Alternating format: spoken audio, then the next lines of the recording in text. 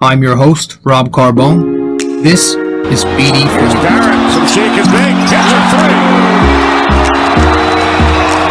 Tantalizing the crowd with Barrett. Oh, hang on to the roof. Goodbye. Anthony for three. That one goes down. Gotta put four fingers up when Torres comes to the plate. The ball.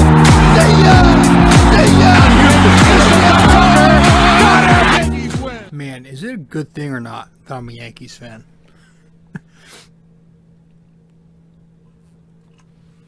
It's just refreshing.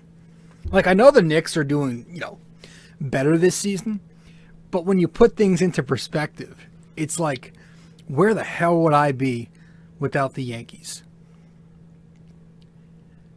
Like, I'm not the biggest football fan. I'm a Giants fan, but I'm not a diehard, thick and thin like I am Yankees and Knicks. And I've kind of shied away from hockey.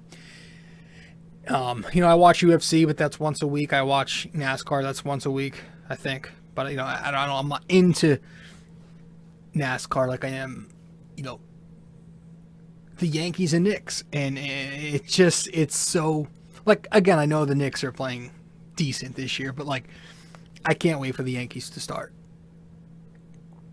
Like, it's fucking, so we can stop pretending that the Knicks are good, right? Because 14-15 or after tonight, Jesus, that was awful. 14-16, which, we're going to get to the Knicks. We'll be back with the Knicks this weekend because obviously the game against the Spurs has been canceled or postponed rather this week. So they're going to be back out there on Saturday. So we'll record Saturday night and talk Knicks. But man, it's because, like, the Yankees are actually decent. They're a good team. Not just decent. They have World Series expectations every year. So it's like you can actually watch a good team and not pretend that, having a record a smidge under 500 is good.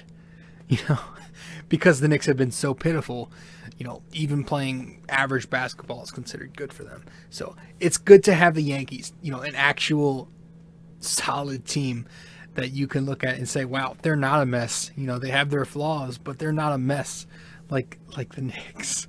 Knicks aren't a mess this year, but you know what I mean. They've been so abominable in recent years where even having a, relatively good season like they are this year is considered as, like, amazing for Knicks fans. So I'm so happy we have the Yankees. And it's coming, man. Today was the first day that pitchers and catchers reported. Yes, February 17th as we record tonight. It's a Wednesday. It's a Wednesday night, February 17th as I am recording. As you are listening, it is a Thursday morning, February 18th. So good morning. Hope you've had a good week so far. Almost through it. Right now I'm watching the Golden State Warriors and Miami Heat game.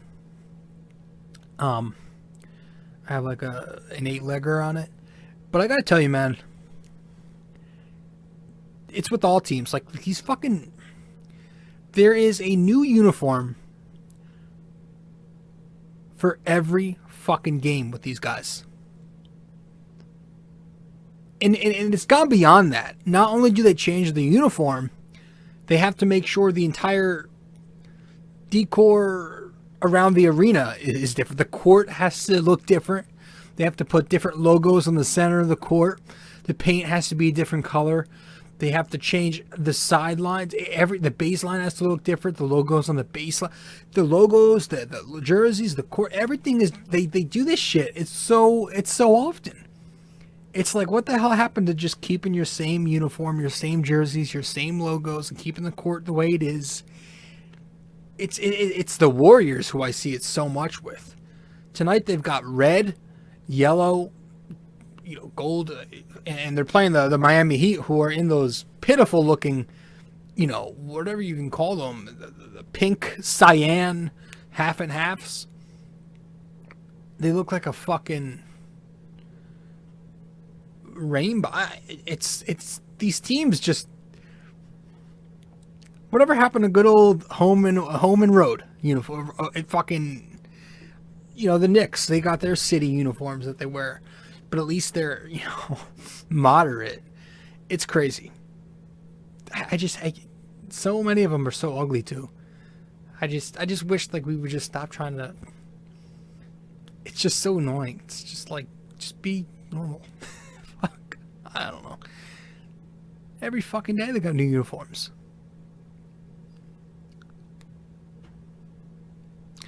All right.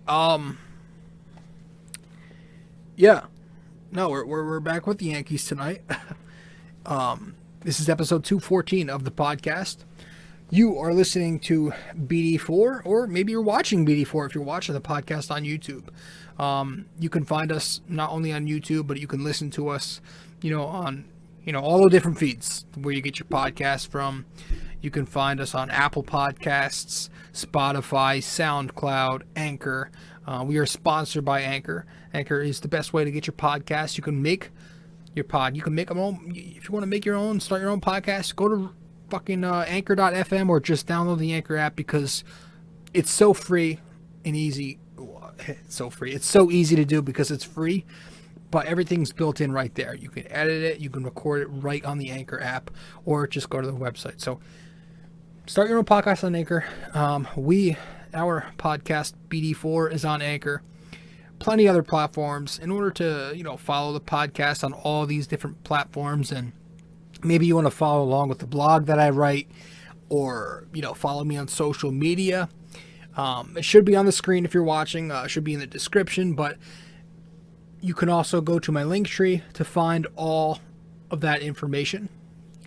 So just go to my Linktree, linktr.ee/RJ Carbone.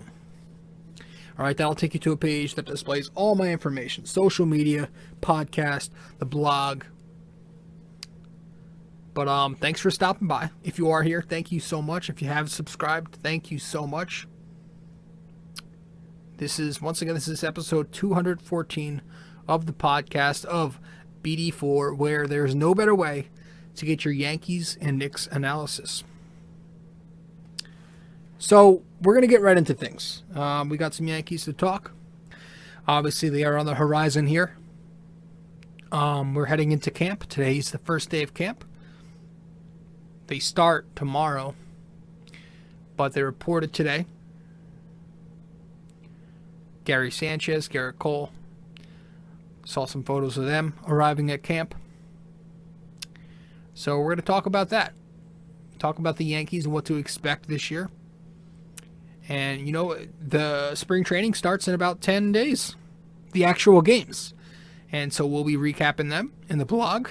We'll be fucking 25 years old, still have voice cracks.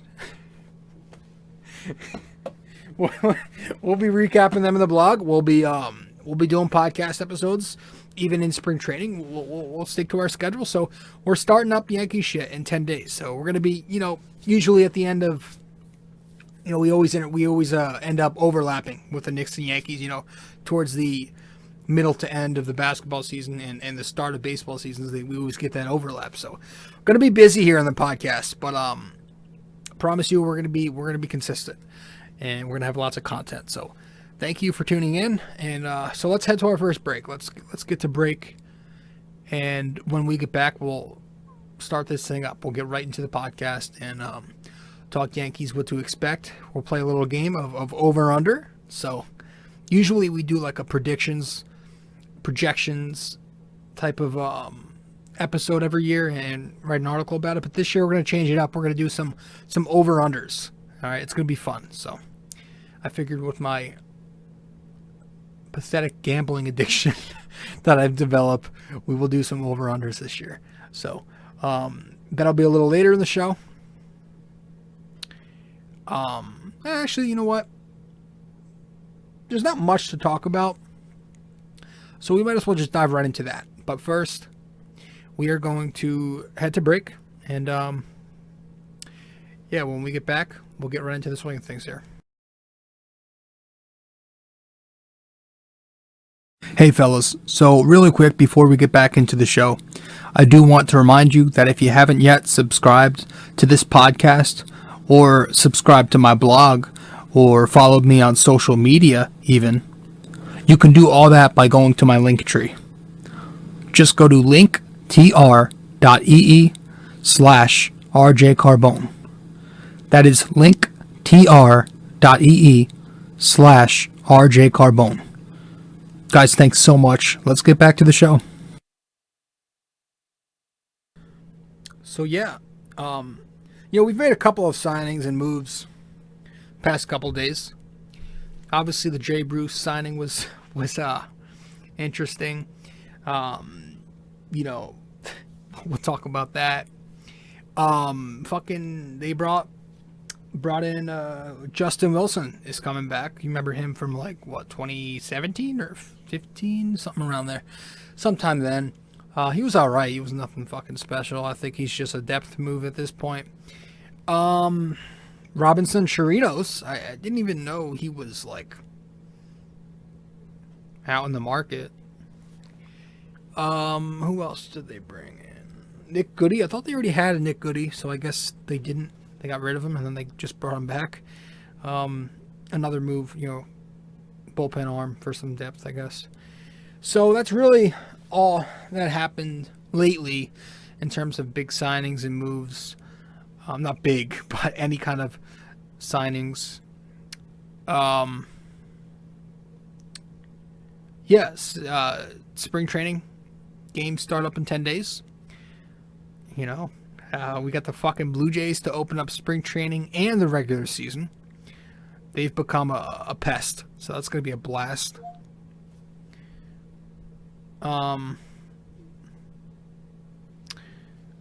Blue Jays to open up the regular season. We actually open up the regular season. I looked at the schedule. With 6 games at home. Yeah, we have 2 series at home to open up the reg, which is awesome. I always feel like we're starting out on the road, which I hate. Love starting out at home.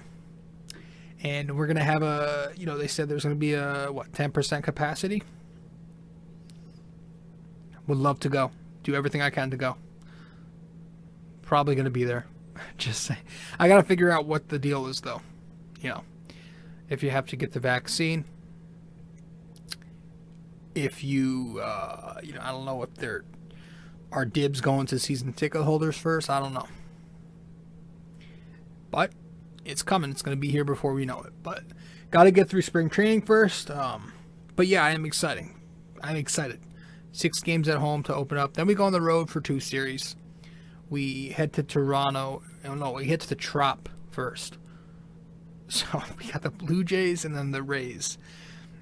We have the Orioles. Blue Jays, Orioles, I think it is, and then Rays. We head to the Trop. And then we go to Toronto to play the Jays again. That is if they're playing in Toronto this year. I'm pretty sure they are. But spring training has begun.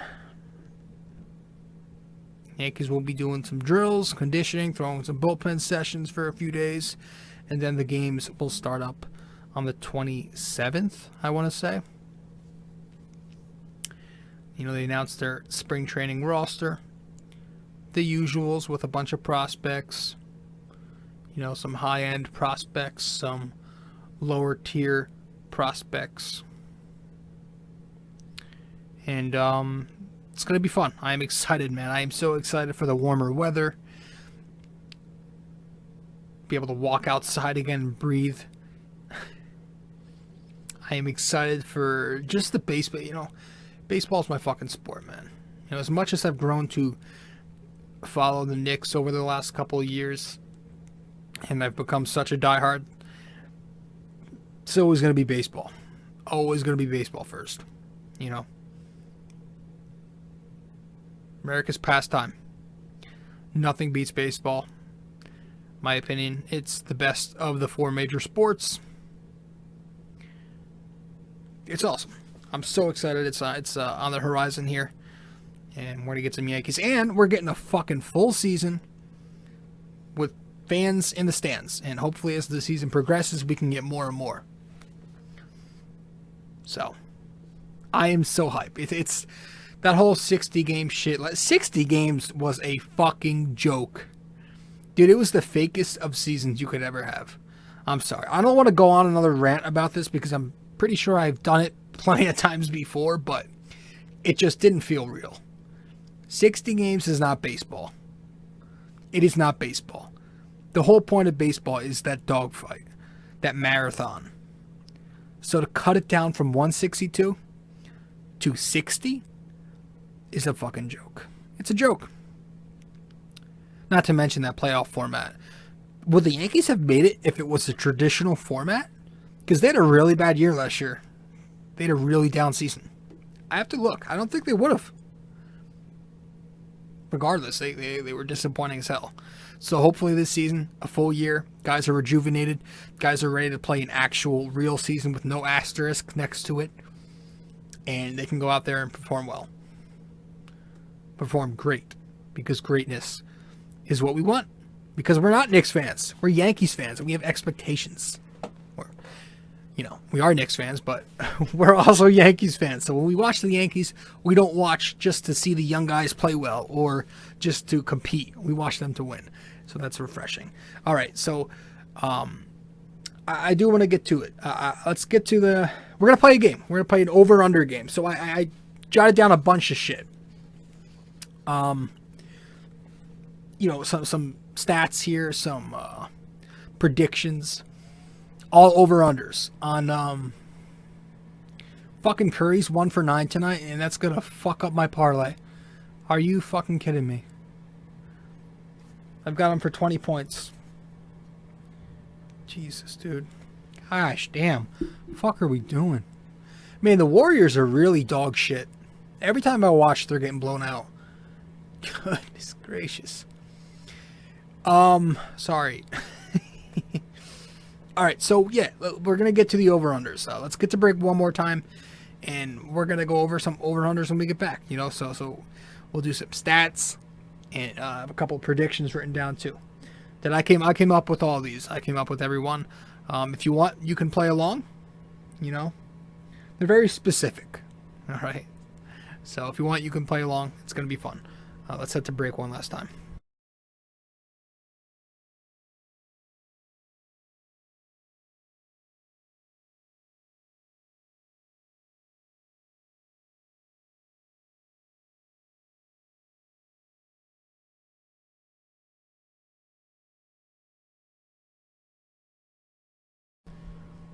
All right, so I figured we would start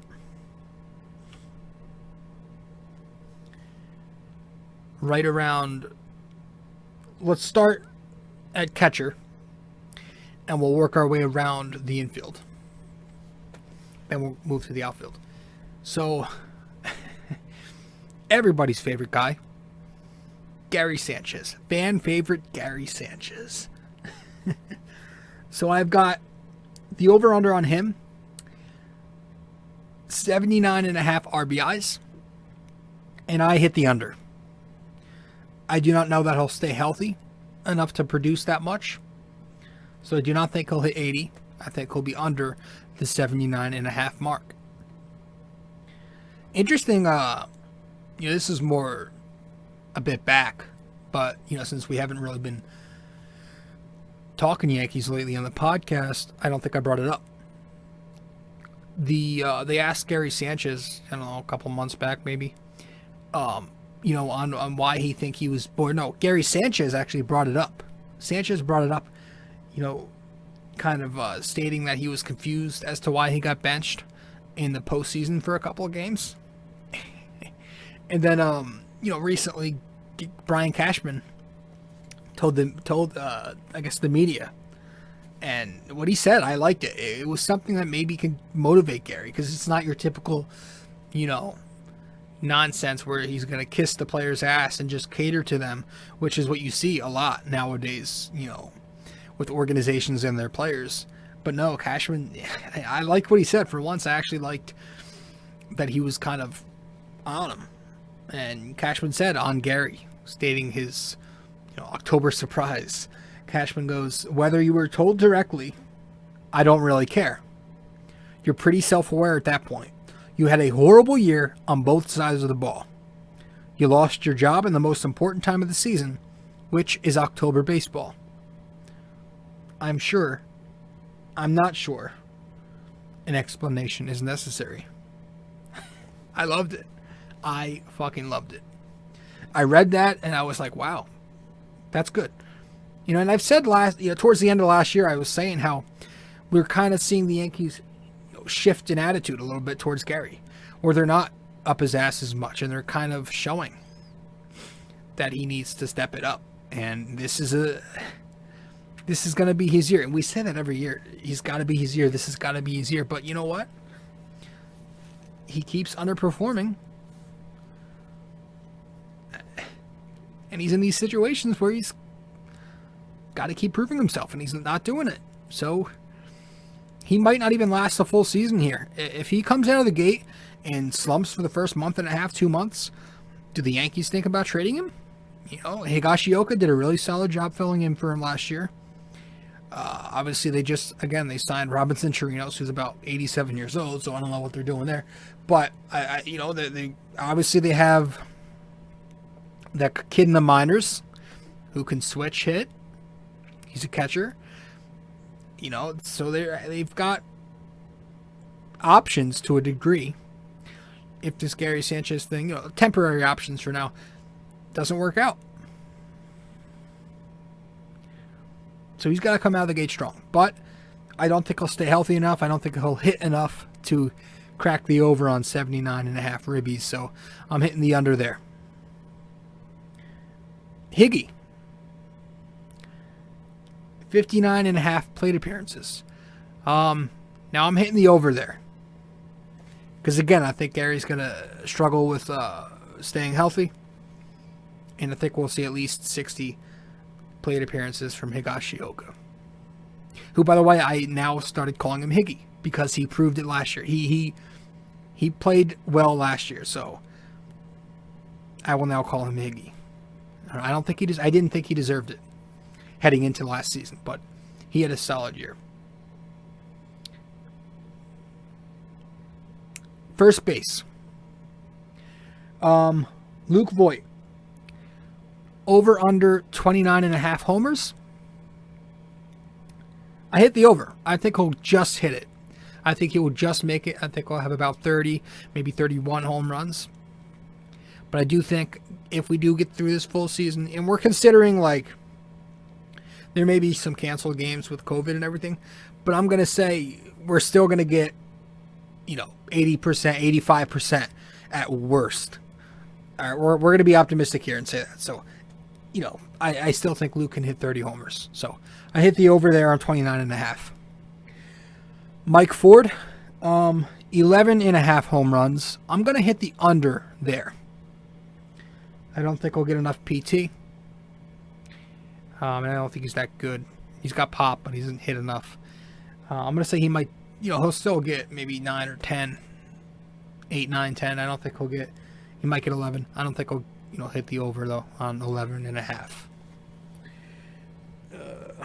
DJ LeMahieu going to second base. Over under on 199.5 hits. Will he be a 200 hits player at the plate this year?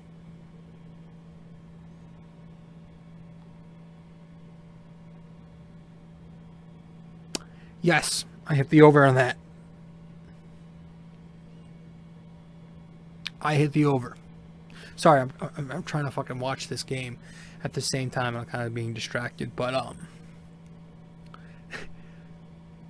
yeah, I think he'll hit 200 hits. He just missed out, in the last full season in 2019 when he hit 327. He had about 197 hits. Last season, I think he was probably on pace to hit over 200. To record over 200 hits. I mean, he led the league in average, so you have to think he was definitely on pace for 200 hits. So I think this year he'll continue to rake, as he always does. Knock on wood. And I think he'll get the over there on 199.5. Tyler Wade. 3.5 home runs, over under. Hitting the under there. Okay. Gleyber Torres had a bad regular season last year. Stepped it up in the postseason. Will he bounce back this regular season? and get the over on 272.5 batting average. Will he hit over 272? I hit the under there. I think he'll just miss out. I think he'll hit 270, 271, 272. I do not think he'll hit higher than that. Kind of crashed there for a second, sorry. Moving on to third base. Okay, so going from Torres, sliding over to Gio Urshela. Over under on 12.5 errors.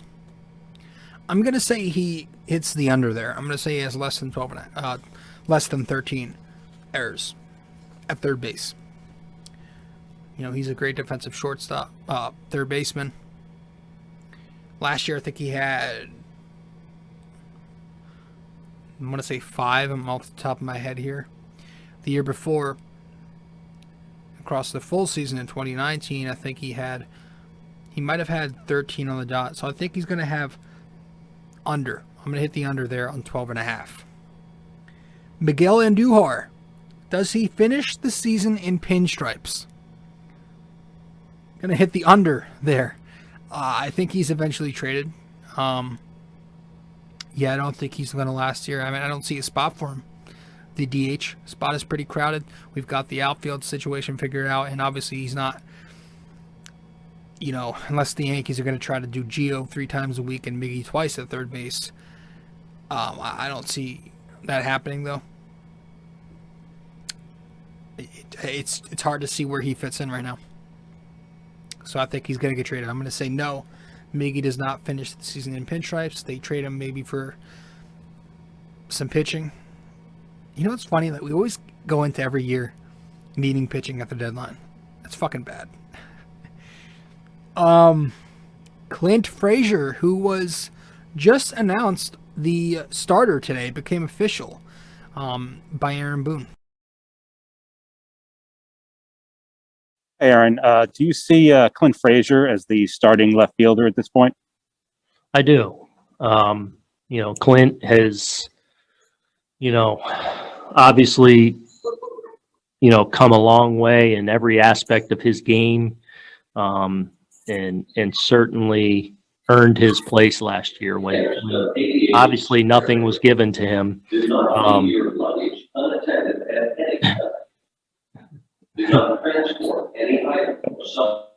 Sorry. That's all right. You know, he had to earn everything. Really, the last couple of years, he's been a contributor going back really since the first year I was here, and last year I think really proved that he was ready to grab an everyday role on this team, and you know, especially the improvements really he's made in every aspect of his game, and feel like at his age, with his experience now and the success and the confidence that he's continued to build, has put him in position to, you know, go into this camp as an everyday player, and he's certainly earned that.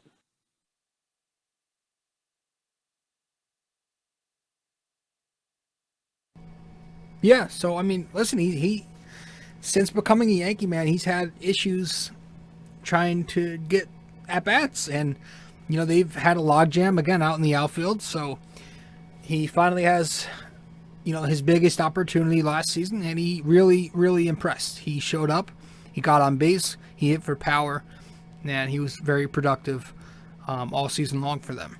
I did wish he got more postseason at bats, but you know you weren't going to take Aaron Judge out as much as he was struggling, and Giancarlo was on fire. You know, so still, though, I was impressed with what he did last year. So, and the defense, of course, you know, he went from a joke out there in the outfield to a Gold Glove finalist. Whether or not you agree with that or not, he did improve the defense. So, I have here for Clint's OU, I've got 94.5 RBIs this year.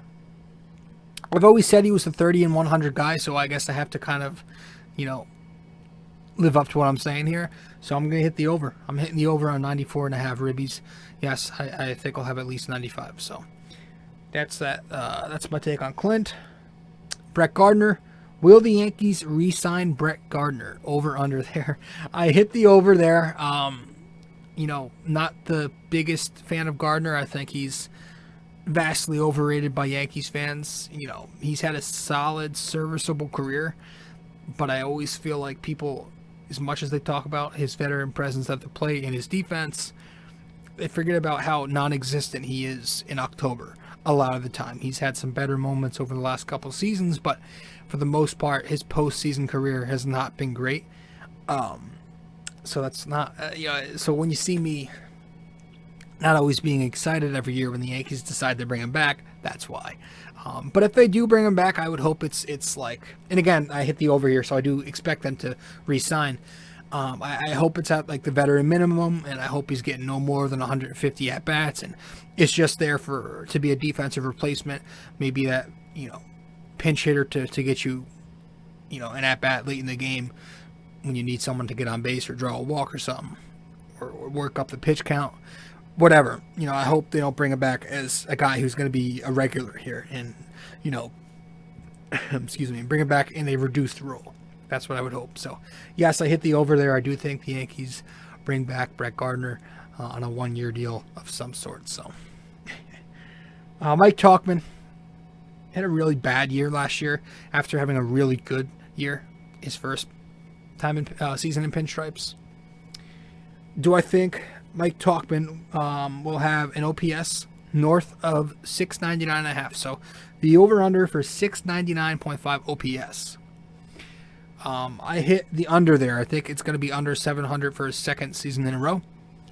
I think he's a mediocre backup. I think he is who he is. I think he was just like a flash in the pan back in 2019. But hey, he plays defense, so whatever. And he's a lefty. Yankees fans love that. What else? Fucking who else? Oh, Aaron Hicks. Another defensive one here. The over-under on 2.5 outfield assists. How many assists will he have in center field? Last year, the arm strength wasn't there. He was kind of below average defensively when you look at the numbers, and if you watched him, he wasn't exactly great. This year, I'm going to say he bounces back, but I'm going to hit the over there on 2.5. The under, sorry. I'm going to hit the under there on 2.5. I say Aaron Hicks. Yeah, I'm going to say Aaron Hicks gets no more than 2 assists. Judge and Stanton to combine to hit the over on 66.5 homers. Does that happen? Do Aaron Judge and Giancarlo Stanton hit the over on a combined 66.5 home runs? Going to hit the under there. I'm going to hit the under. I think the way this has trended, either one of them's hurt, both of them are hurt. So I just don't see either of them staying healthy enough to reach that plateau and hit 67 plus home runs. They've got potential each to hit 35 plus when they're healthy, but they're never healthy. So I'm going to say under on the 66.5 combined home run total from those two.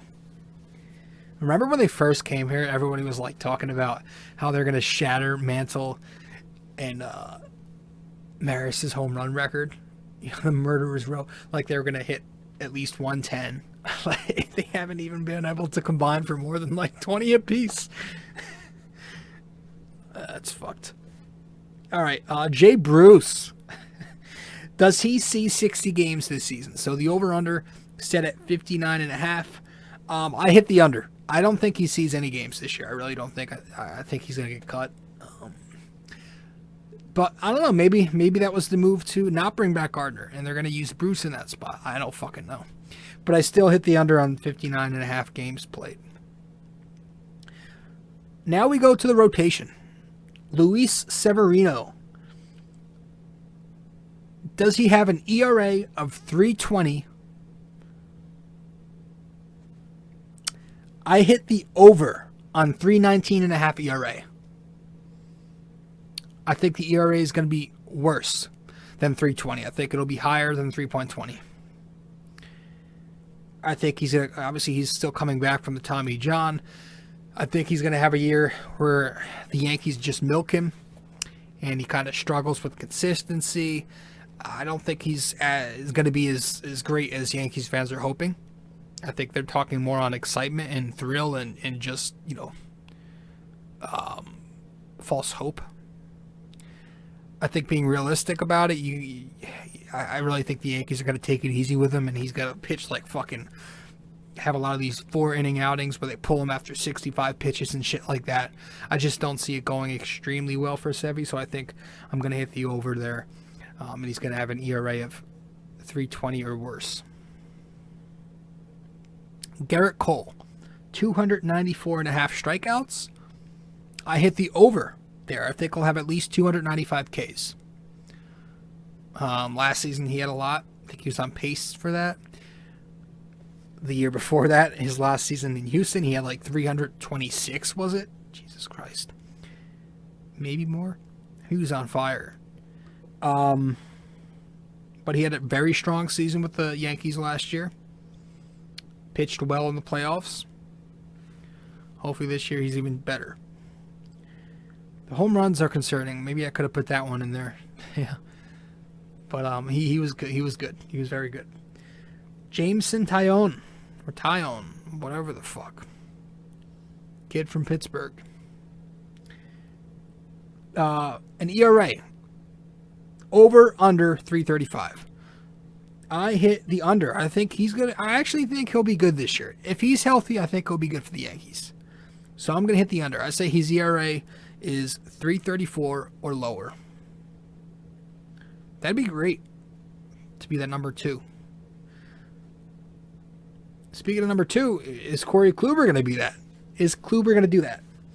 The over-under for Kluber I have set at 167 and a half innings pitched. I hit the under. If he's healthy, I still think he'll get about 150. I don't think he's going to ever surpass the 167 and a half mark again in his career. Maybe he does. But I'm not expecting too much from Kluber.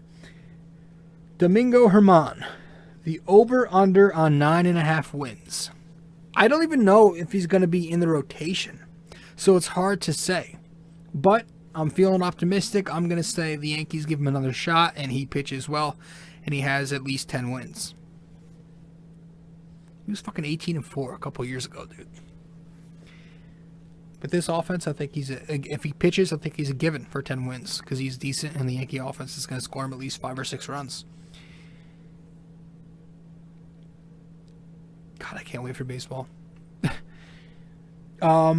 Davy Garcia. 0.5 strikeouts per inning. So does he have at least 1 strikeout per inning this year? I think I'll have slightly less, so I hit the under there. Okay, so for example, if he ends the season with 135 innings pitched and 133 strikeouts, that would be the under. Okay. Jordan Montgomery, also a candidate to round out the rotation. Over under ERA 4.4. So does he have an ERA of 4.04 or under? Or does he have it over? I hit the over. I think he's going to have an ERA at least 4.05, if not worse. I don't think he's that great. Disappointing last year. The year before, I think that was his first year back from the injury, which was a couple years ago. So, yeah, I don't know. He's a decent number 5. That's really all I see him as. So he'll have an ERA somewhere in the 4s. I do think it will be 4.05 or higher. Boom, boom, boom, boom, ba, ba, ba, boom, boom, cheeky cheeks. Fucking, where are we? The bullpen. Let's move on to a couple of the arms of the pen. We're not doing the entire roster, but we do have a lot. Almost done, though. Almost done. Zach Britton. Over, under, 2.5 home runs allowed. Ground ball pitcher. I don't think he allowed a homer all of last year, knock on wood. I'm going to say over, though, on 2.5 homers. I think he allows maybe 3 or 4. If he pitches great, I still think he'll give up 3 or 4, which is still very strong. Aroldis Chapman, last one that's currently on the roster. 31.5 saves. I'm going to hit the over there. He better have at least 31.5 saves. He better have 32 or more. Hopefully he stays healthy. Hopefully he's still effective. Kind of declining though. It's kind of visible. But 31.5, if he's healthy, it's doable. Jason Dominguez, the highly touted Mickey Mantle, Mike Trout prospect that everybody's been hyping up. Does he debut? Does he do it this year? Does he make his major league debut at some point?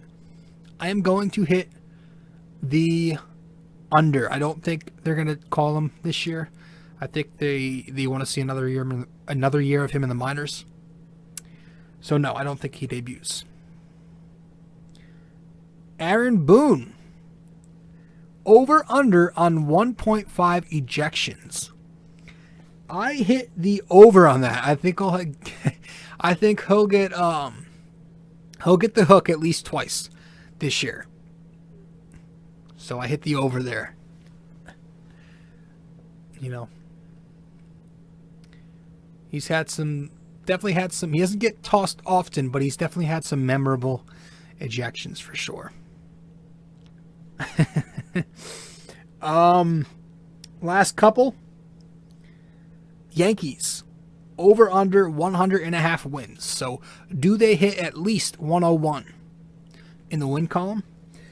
I'm going to say they hit 101 exactly. So I'm going to hit the over on 100.5. Hopefully. Yankees division winners. Hopefully. I hit the over there. I think they'll win the division. Hopefully, knock on wood. And the last two. Yankees number 28. Do they get World Series championship number 28 this season? Sadly, I'm going to hit the under. I just don't think they have the roster to win the World Series. And this leads me to my last one. Do they have the roster to make a World Series? Yankees over under World Series appearance. World Series appearance. Got to hit the under there too. I don't know they can get past the entire American League here. I know, I'm negative to you, but just because I don't think they're gonna win the World Series every year, doesn't mean I'm negative. And you know what? I've been saying this every year. I've getting shit for it, but I've been saying it, and I'm eventually right. I mean, this team. Listen, I like them, right? I like this team. I think they're a good team. I'll even go as far as to say they're a very good team when they're healthy.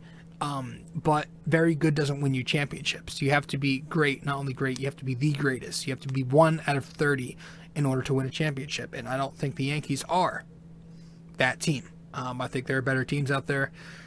Dodgers, obviously, they look really good. I know it was a fake season last year, but I still think they're credible enough to where they can do it again in a full season. Padres are looking really good. I think they're going to shock heads and shock people and turn heads. Or what's the fucking saying? They're going to shock the world and they're going to turn heads. I don't know. I think there are a few teams in the American League as well with better pitching, more efficient lineups. I just, with the Yankee rotation, I take on it.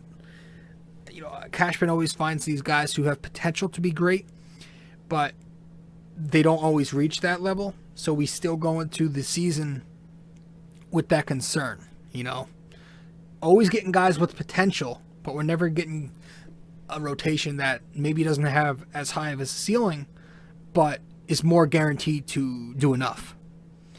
Right? The Pineda deal was kind of for a guy who had potential, but he never reached it. Severino, guy who has potential, but he hasn't reached it yet. We have a lot of guys who have potential, but never really reach it. We struggle with something, underachieving, injuries, off the field issues. I just wish we had more consistency, more guarantee in that rotation. So with that said, having a rotation that's a bit questionable still, as much as it's improved, I still think it's questionable. And with that said, you're going to have to rely on that lineup. And that lineup, I'm not a big fan of it. I love the home runs. It's great. The numbers we put up in the regular seasons with these, bats are remarkable. But when it comes to the postseason and you face elite pitching, You're going to have guys who can not only hit home runs, but more guys like LeMahieu who will settle for putting the ball in play into right field or hitting one into the gap and not trying to pull one 550 feet, you know?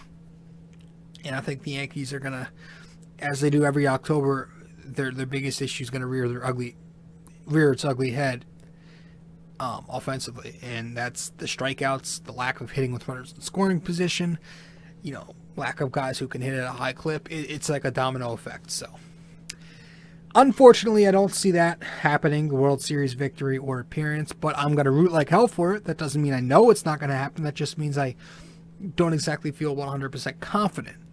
But I think that's it. I think that's it for our over-under. Hopefully it's a great season. And by great, again, I mean winning a World Series. That's the only thing that great means to me.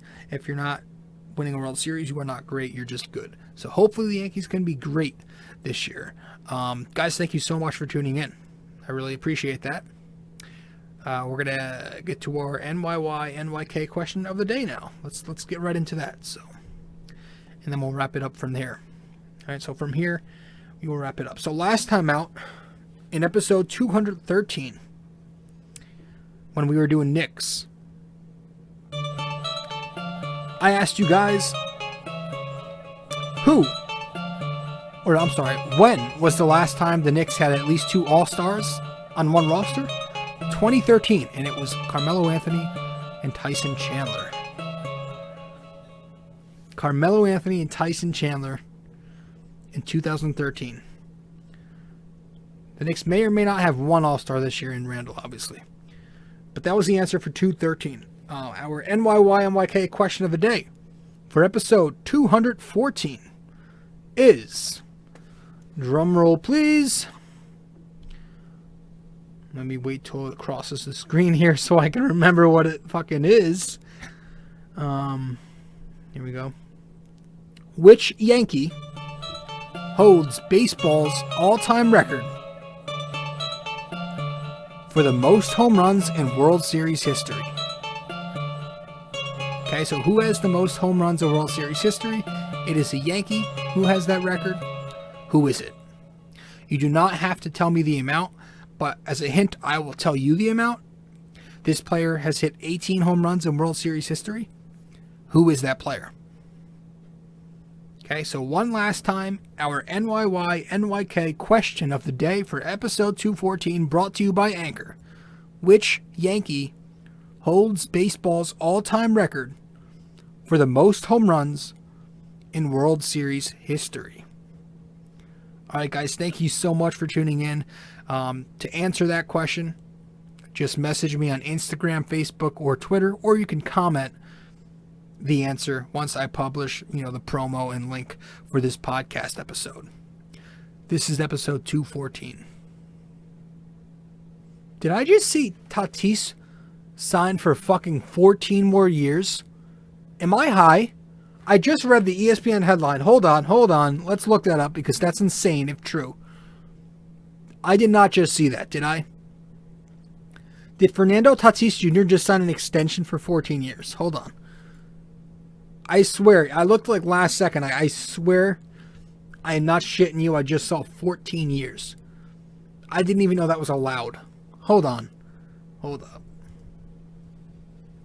There's no way I saw that correctly. What the fuck?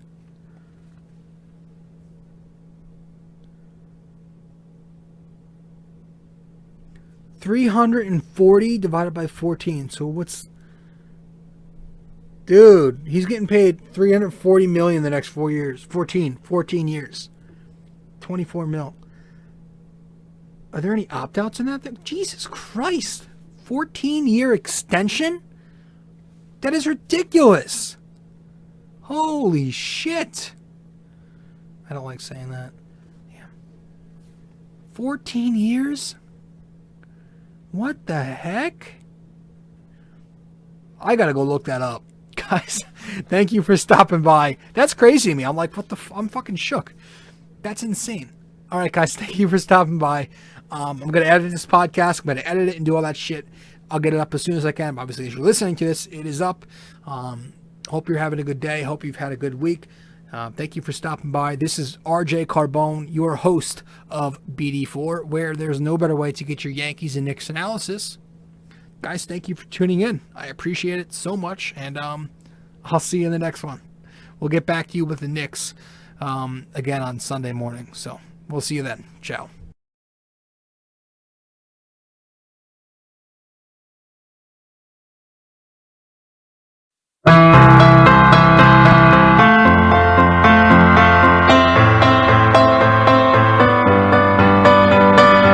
This podcast is sponsored by Anchor.